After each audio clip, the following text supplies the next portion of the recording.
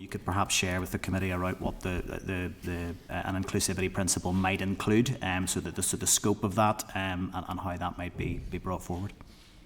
Yeah, I'm going to let Colin start and then I'll conclude on that point. Yeah, I think in terms of the bill, clause 2, where you're setting out those principles in terms of comfort, practicality and affordability, including the provision of inclusivity there, I think would go some way. I mean, in terms of the impact of including that, it would just be reinforcing those duties that are already on schools and other public authorities to act in ways that are compatible with the Human Rights Act in a non-discriminatory manner. So there's a wealth of resources available there to ensure that schools are inclusive and that school uniforms are inclusive. So really including that principle would just be providing a central focus, and just in terms of the mindset whenever a school goes towards establishing their school uniform policy, that they would be thinking about that principle of inclusivity. So really it would be cover fastening those protections that are already in place there and reacting as a reinforcer for the decision makers to turn to that principle and look at the guidance that the wealth of guidance that is out there. If I could just add, then it's clear the aim is that comfort is a factor, and comfort, that's why you consult with children and young people, because it is their comfort you're trying to ensure, and comfort encompasses so many other things, just the clothes not being uncomfortable to wear. So times have changed. If we take the very simple case of girls and boys, a lot of girls now will say they're much more comfortable wearing a neutral uniform and not being required to wear skirts, for example. So I just use that as an example, and that would fall within inclusivity. So you talk to the children, young people and the parents of the school, but you start from that premise that all children should feel comfortable also to express themselves, not just physically.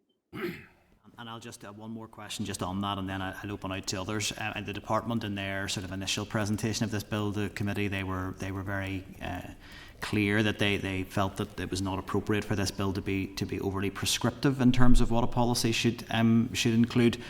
Can I check, are there any specific areas where you think the bill should explicitly reference particular equality or rights considerations, or is a broad principle around inclusivity which might highlight, so those in more general terms? Where would your view be in terms of how that should be framed in the legislation? Well, I think my view is that if you want something to happen, if you want it to change, then there has to be specificity about what it is you're trying to change and how you want public authorities to act differently than how they already are. If you simply say this is our idea of what might be appropriate, then you're maybe giving too much discretion and allowing for a continuation of what happened before. So once you have made the decision as a department, the committee, that you want things to change, I think you need to be prescriptive, because nothing will change otherwise, and you leave it's inconsistent across schools. And what you have is a difficulty for the training inspectorate and the department to monitor what's happening in schools, because each school can say, well, we used our best discretion and we decided differently. So I think it should be prescriptive. And when it comes to equality, the law is prescriptive. There must be equality provided, and it must be secured by the state bodies and therefore schools. No, that's very helpful. Thank you. I'll open up to other members at this stage. So, Deputy Chair, if you want to come in. Okay, thank you, and thanks for that presentation. And Alison, you sort of preempted the question I was going to ask in regard to inclusivity. You preempted that with your practical example of, girls having the right to wear trousers. And there has been some discussion in the media over the last number of days around this particular issue. An amendment has been brought by another MLA. And that has been on the basis that because of this phenomenon of upskirting, that girls should be allowed to wear trousers. And the Minister on the radio today said that he was going to ban mobile phones in schools, and that was the first I've heard that. So it was an interesting discussion on the radio this morning. But what I wanted to ask you was, from a human rights perspective, if a ban on if there was a ban on mobile phones, would that satisfy the obligations on schools and on the department to ensure the legislation is non-discriminatory? I think upskirting can happen anywhere outside of school, on the school bus, for example. So banning them inside schools may help prevent it within a classroom or within the common areas of the school, but that doesn't really address all the other issues in relation to school uniforms and inclusivity. Upskirting, there is a legislation in relation to upskirting which also hasn't prevented it, but what we're talking about here is what a child wears to be comfortable and to feel included while at school, not simply a safeguarding issue, although we've got to wonder about the safeguarding aspect. So if there is an opportunity to prevent upskirting, then you would think it should be taken, the opportunity should be taken. But in terms of, if we leave the issue of upskirting aside, the right or the option for girls to wear trousers instead of skirts, is that an issue you think that should be included in order that the schools and the department are compliant with human rights law? Well, I think it's clear that to require girls to wear skirts and boys to wear trousers or shorts, that is distinguishing between boys and girls for a reason that isn't easily justifiable, certainly not anymore. You ask children what they want to wear, and if you're deciding that they must wear a certain uniform, then it's for the school to decide that that uniform is inclusive and how to make it inclusive. So it seems to me that there shouldn't be a requirement that boys and girls dress differently if a school wants to be inclusive. And if the department wants to require schools to be inclusive, that is exactly where it would start. But having discussed it with the children and young people themselves. And it's not just a skirt or trousers, it applies across PE equipment. And there are all sorts of reasons why a neutral uniform would be beneficial to everybody.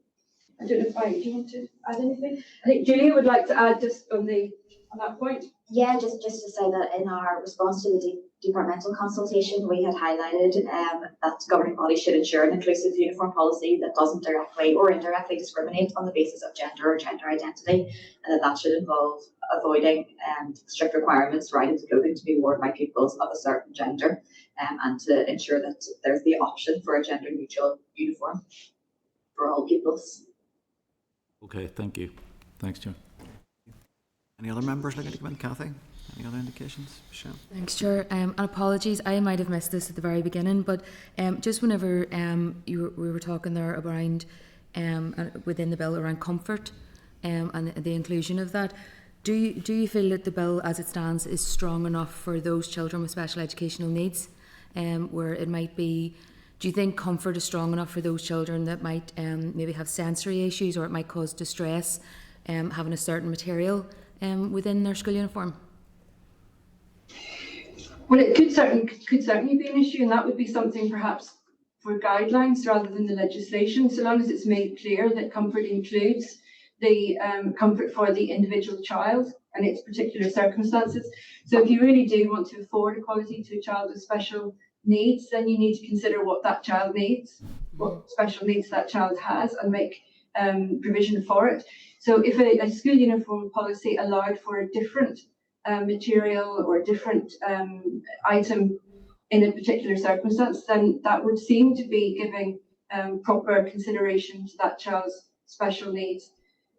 But to not consider it would suggest that you're not very serious about including those children in mainstream education. Colin?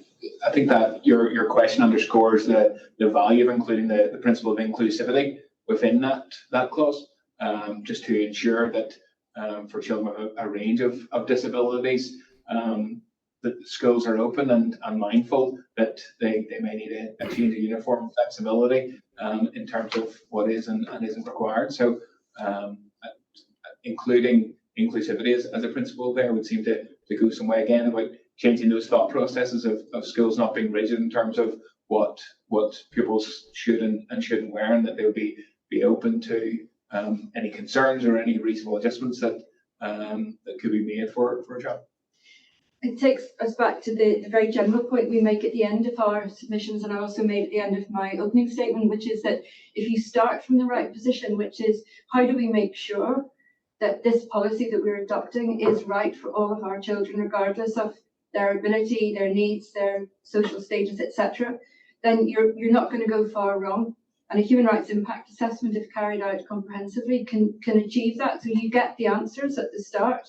You don't have to sort of retrofit your legislation with guidance, but the guidelines could go on and give lots of practical examples and say inclusivity, comfort, etc. includes, for example, and help schools what that means. But if you start from the right place and you say we have an obligation to provide for our pupils, regardless of their special needs or their backgrounds, and work from there, you probably get it right. Not come at it the other way around. Okay, thank you very much. Thank you. Thanks, Chair. Thank you, Cathy. Michelle, you indicated next.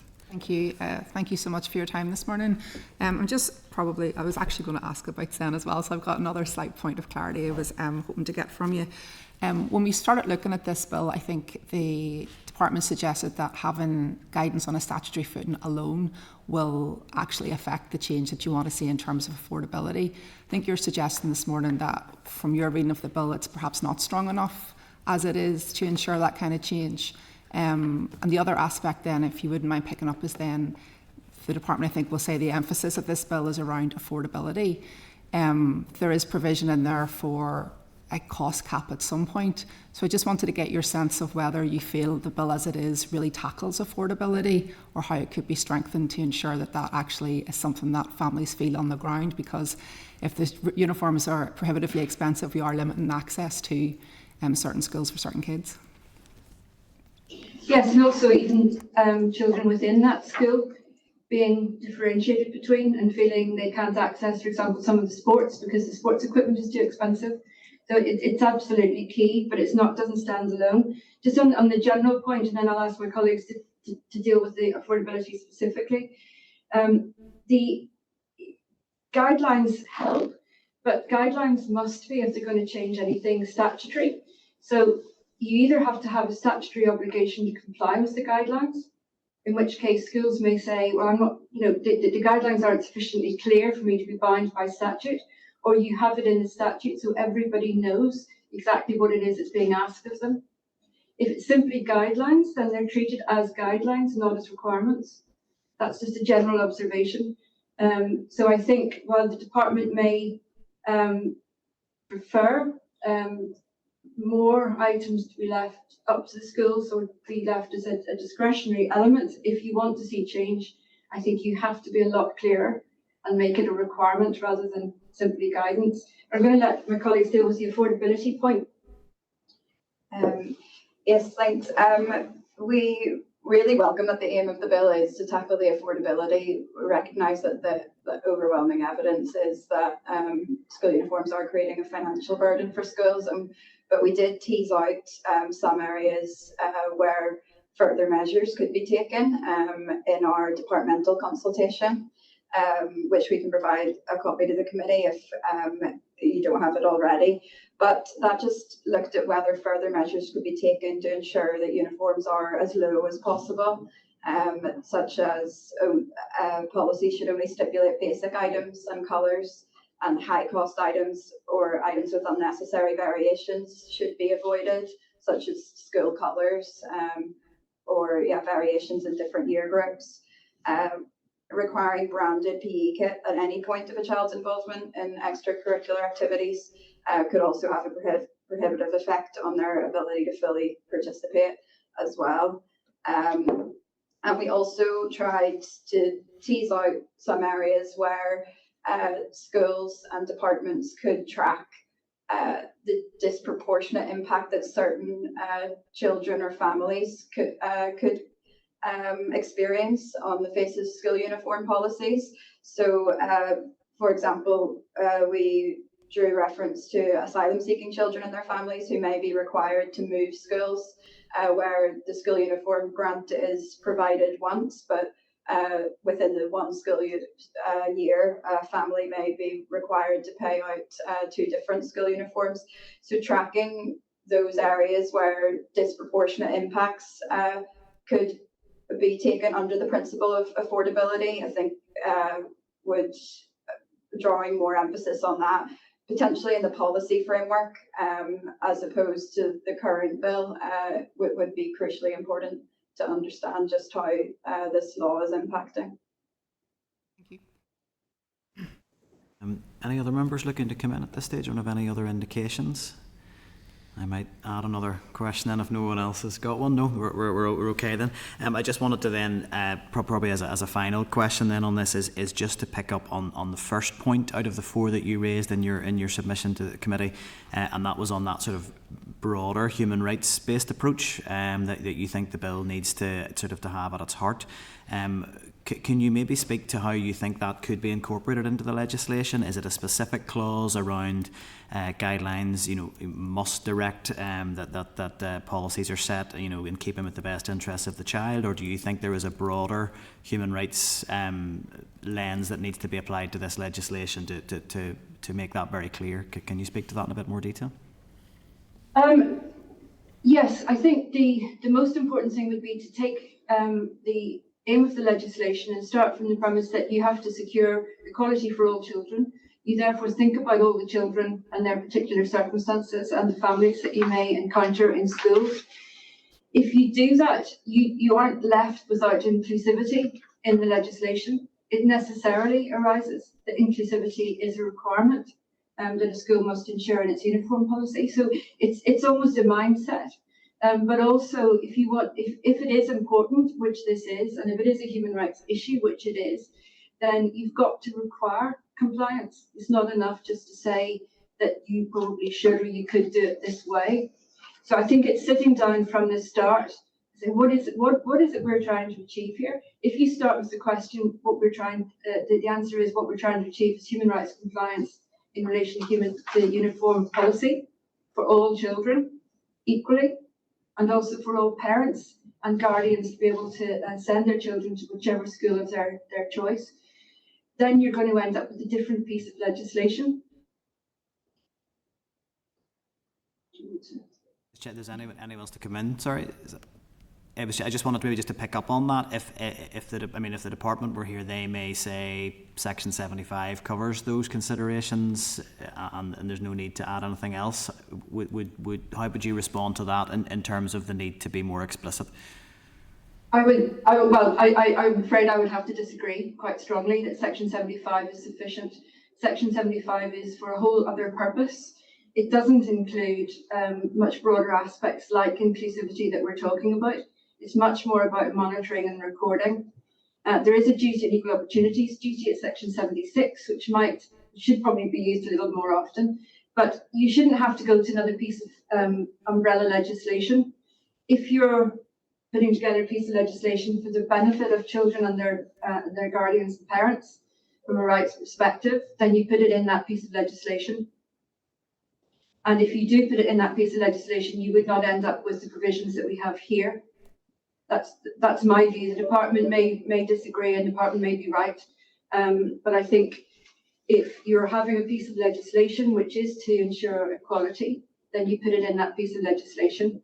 There is a very general principle in relation to human rights law that it must be clear and accessible. So anybody who has to comply with the law can see exactly what it is they have to comply with. They shouldn't have to go and find a piece of legislation or look up on Google, what else might I have to do if you're a school manager, for example. So that piece of legislation should be clear to the schools, clear to the department, clear to the parents and the children. No, that's really helpful, because I think the concern we have, and it's come up in a lot of our discussions around this, is really that we are being asked to take quite a bit of this on trust, because we don't know what's going to be in the guidelines. So it is trying to find that balance of how prescriptive you want to be to make sure that what we consider is needed in the guidelines actually does end up in there, as you say, rather than schools having to maybe cross-reference a number of different bits of legislation to land on what was perhaps the policy intent. But yeah. Right, yeah, and I think Emily had a... Yeah, I thought. Yeah, just to visit your question on where principles could be within the law that are consistent with the human rights-based approach, we would really support stronger wording around consultation with children and young people, which is consistent with participation of children and young people within legislation. There's further scope within the bill to set that out clearly.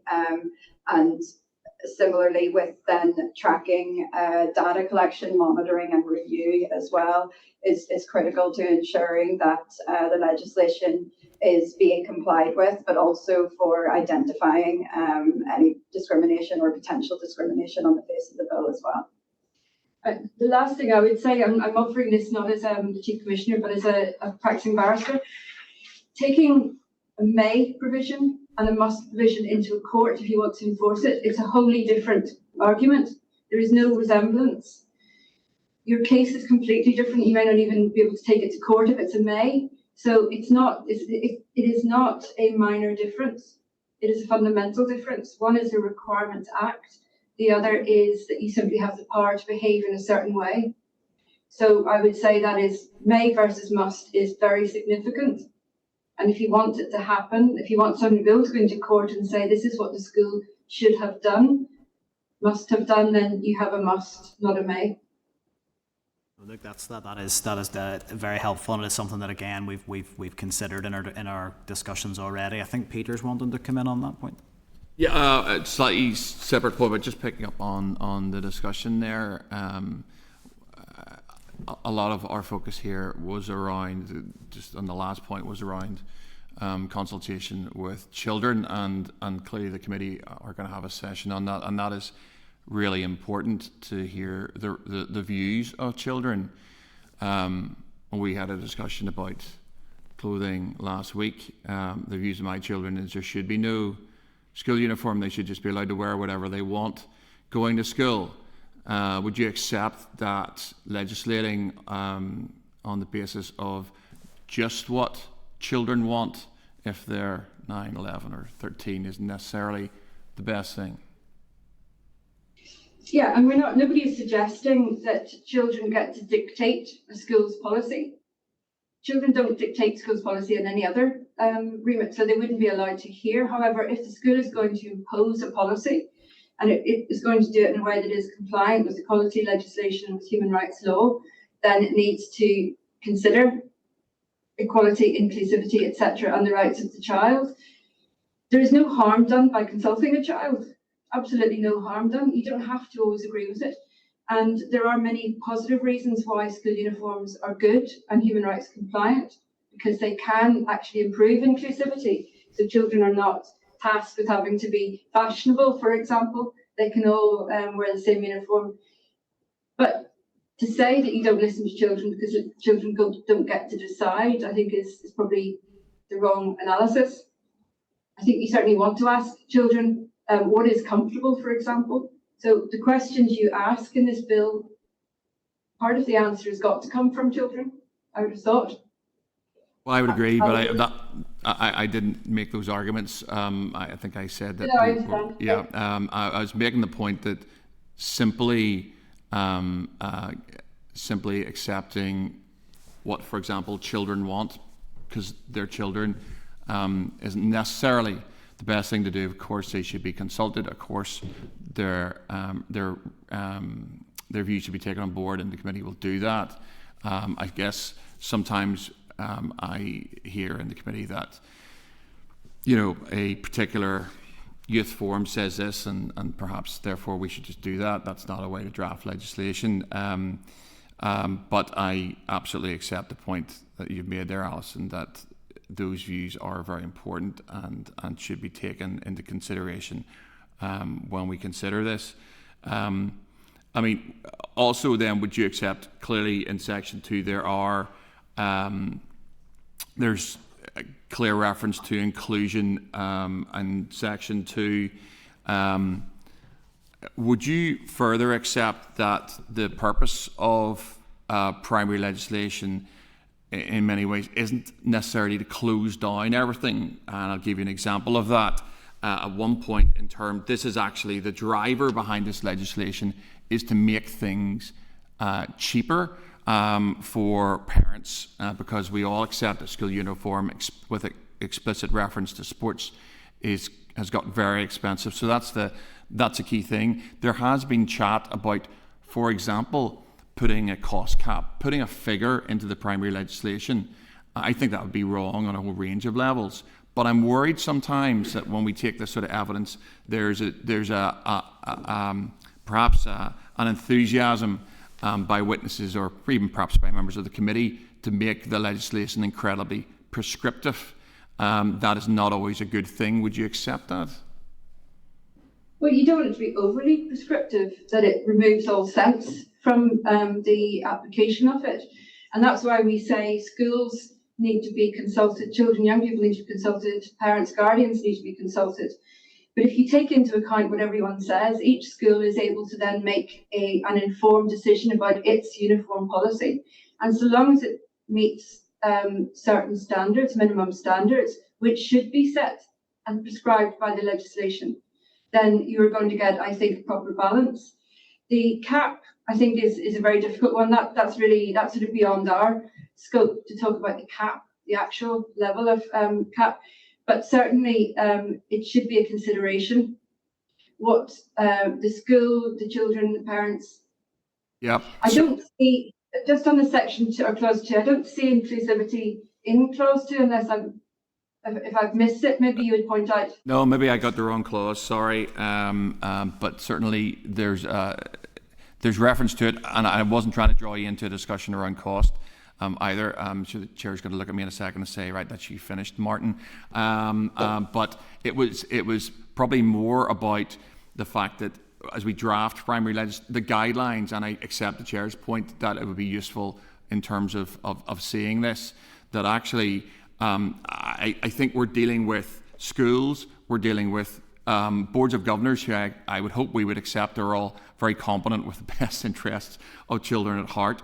I suppose my soft point is that I don't think we need, in every situation, primary legislation is not meant to close down every avenue, because as we look at this, the guidelines and the things that follow should be enough to inform schools what they should be doing. Time. That's me. It was just to make that point. Sorry. If you wanted to respond briefly to that, and then we'll probably need to wrap the session up just in the interest of time.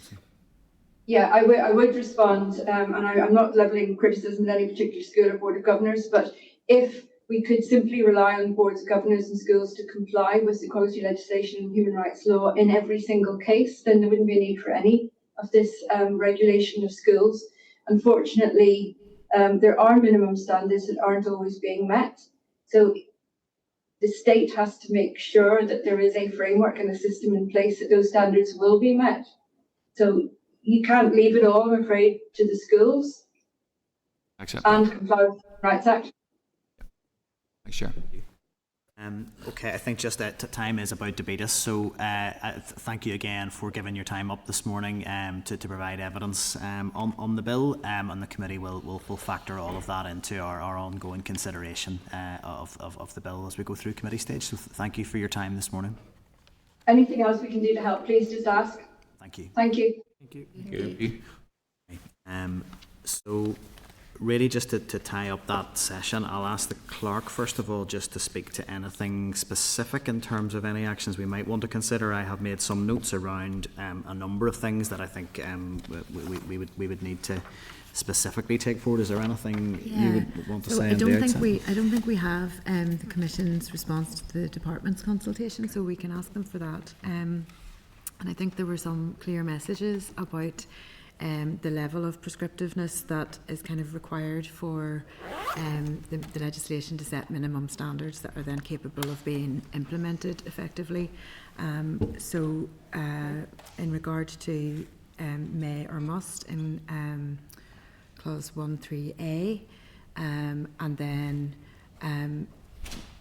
the inclusion of pupils as a specific category to be consulted also in that same place. And then in clause 2, the Commission was recommending that an inclusivity principle be added, and there was quite an interesting discussion which I think would be instructive for any committee looking at primary legislation about the need to have all the relevant provisions on the face of the legislation that you're looking at, rather than relying on umbrella legislation such as Section 75 or 76 of the Northern Ireland Act for clarity and accessibility, and allowing people to access the law which affects them, overnight, from one day to the next.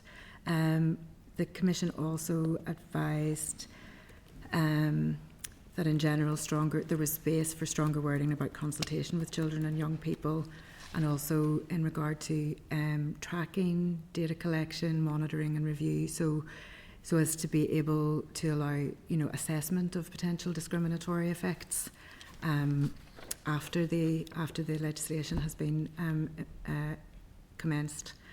The Commissioner also said that the may versus must made an enormous difference in terms of enforceability, speaking from her perspective as a barrister. And in regard to the consultative aspect then, on balance, no one is expecting that children should be dictating school policy, but schools need to consider the rights of the child, and children's views are very important, so that has to be part of the conversation. Okay. I think all of that was really helpful, Chair. And some correspondence came in from the department as well, so we just had that printed out for your convenience. No problem. That's great. To clarify some of the questions that we've already asked of the department. No, thank you. Well, look, in terms of, again, I am conscious that that our window of time is short on this. So if there are things we can take forward now, I think it probably makes sense that we can. If there is anything particularly in terms of dealing with the Bills Office on this, very clear message coming through there, I think, in relation to clause 1, specifically around who is to be consulted, and the fact that that is just a may provision. I'm certainly open to seeing an amendment for committee to consider around making that a must provision, and that should include young people. And I would suggest, given that we're talking about the cost of this as well, that it would seem obvious that parents should be considered in there as well, and that's missing is maybe just something that we could take forward as a straightforward action. Do members have a view on that at all? I would agree with that, Chair. Any other views, or are we content to agree to take that forward for something for drafting from the Bills Clerk? No other views? Okay. There's then this broader idea around the inclusion principle, and I recall that the Bill Clerk had addressed this in correspondence with us. So Stephen will be with us tomorrow at the end, so perhaps towards the end to pick up with Stephen tomorrow. Yeah, so he has some draft advice in your pack already for tomorrow's meeting on inclusivity. So are we content to pick up that conversation around the inclusion principle with the Bill Clerk tomorrow, if we're agreed? And then the other sort of broader aspect of this, I think, is around the clear message we received there from the Commission, that they consider that human rights compliance and the best interests of the child principle should be on the face of the bill. Do members have any views on that, in terms of that being something we would want to take forward? I certainly think it seems, if we want to get this right at the outset, that seems to me to be a good starting point, but happy to open up for discussion. Well, I see no reason, Chair, to exclude that. I think it makes the bill stronger. It makes it clearer about what the intention is of the bill, and I would be in favour of ensuring that the issue of inclusivity is central to the bill as well. Peter, you'd indicated that. Chair, maybe come from a slightly different perspective. I mean, surely all our legislation should be human rights perspective. I would be very reticent to start setting some sort of precedent in terms of drafting primary legislation that has those sort of clauses. And, you know, our primary legislation should always be human rights compliant. I can't remember a piece of legislation I saw that had such a clause, and I'd be very worried about going and setting a precedent in that area.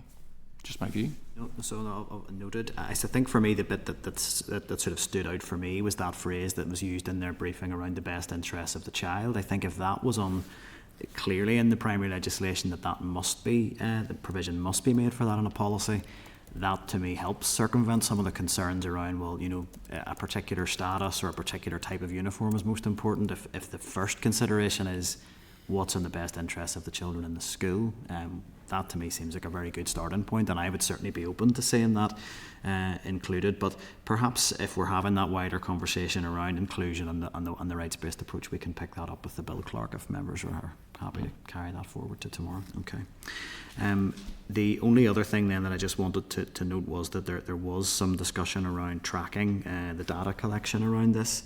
I'd be content to note that and see what other evidence comes through, and I think we've got quite a bit come through from the department that covers the enforcement aspect of things in a long response to our letter. So again, I would suggest that we do note that to pick it up again, but that perhaps we review the departmental correspondence in the first instance if members are agreed. Yeah. Great. Okay, is there anything else anyone wants to raise on the back of that session, or are we happy to leave it there at that stage? Is there anything further you want to know from the department about special educational needs provision in the guidance? And you know, Yeah, that was highlighted too. just looking at my notes. Upskirting, phone issue. I can just ask. The department will come on the call tomorrow as well after the other evidence sessions for points of clarification. So I suppose the issue, and it's just tangential to this bill, is, I mean, the minister said he's going to ban mobile phones in schools. It begs the question as to why he's allocated £250,000 for phone pouches. You know, it doesn't really make a lot of sense. But there you go. It was an announcement tagged on to the end of an interview today and on the radio, which was a surprise to me. But I think, you know, that might be something. I think when we hear from young people that would be worth asking about in terms of, you know, how big an issue that is that they're facing, and there is a connection, obviously, to that. But again, one to maybe to consider as we go through it. I'm content that probably covers everything at this stage, unless anyone else wants to raise anything. yeah, we can bring the last response about mobile phones to tomorrow's meeting. As a matter of just rising, as a matter of yeah, rising. happy with that. Yeah. Okay, well, look, thank you, members. So, just quickly, any other business? No. And then that just is date, time, and place of next meeting is the final item on the agenda, and that's tomorrow, 28th of May, 2 p.m. back in our normal room, room 29. I'll just put the question that the committee meeting does now adjourn. We agreed? Agreed. Thanks, everybody.